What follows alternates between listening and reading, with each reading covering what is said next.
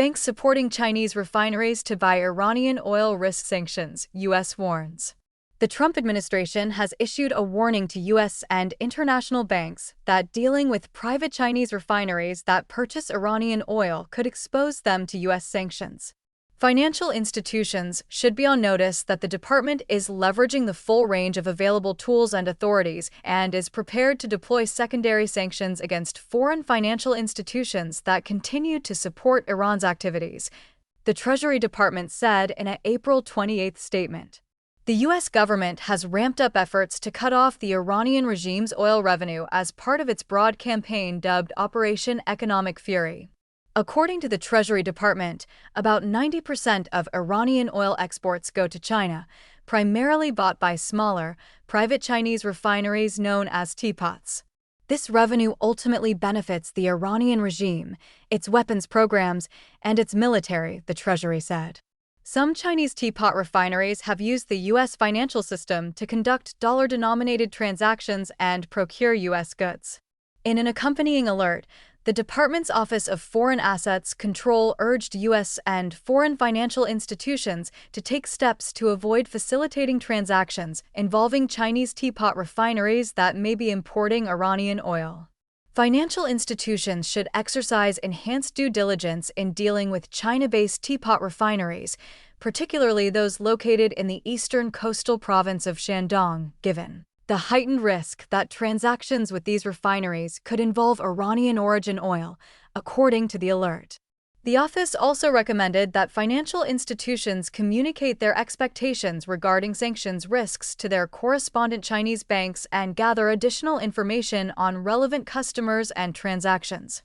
The alert was issued less than a week after the Treasury Department imposed sanctions on a major Chinese refinery, Hongli Petrochemical Refinery, accusing it of purchasing Iranian petroleum worth billions of dollars. The department also sanctioned 40 shipping companies and vessels that were found to serve as Iran's oil export lifeline. The Chinese regime has defended its trade with Iran as legitimate and voiced opposition to what it calls illicit unilateral sanctions. Chinese Foreign Ministry spokesperson Lin Jian said at a regular briefing on April 27 that Beijing will firmly defend Chinese companies. Despite being identified by U.S. officials as the largest buyer of the sanctioned Iranian oil, China hasn't officially purchased a single barrel from Iran since 2023. However, according to a March report by the U.S.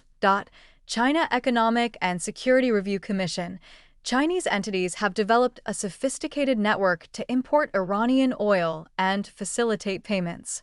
Such illicit trade is carried out by shadow fleet vessels whose ownership is difficult to track, often switching off their transponders and engaging in geospoofing to hide their locations, the congressional report notes. Much of the oil is then processed by a cluster of teapot refineries, which limits exposure to the international financial system to avoid sanctions. Oil revenue from China accounts for about 45% of Iran's government budget, money that in turn funds Iran's destabilizing activity throughout the region, the report states. In a social media post on April 28, Treasury Secretary Scott Bessent said that his department has targeted Iran's international shadow banking infrastructure, access to crypto, shadow fleet, weapons procurement networks, funding for terrorist proxies in the region, and independent Chinese teapot refineries that support Iran's oil trade.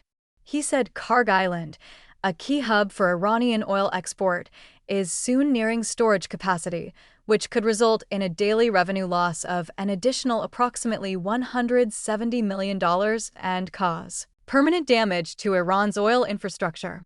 He added, Treasury will continue to exert maximum pressure and any person, vessel, or entity facilitating illicit flows to Tehran risks exposure to U.S. sanctions.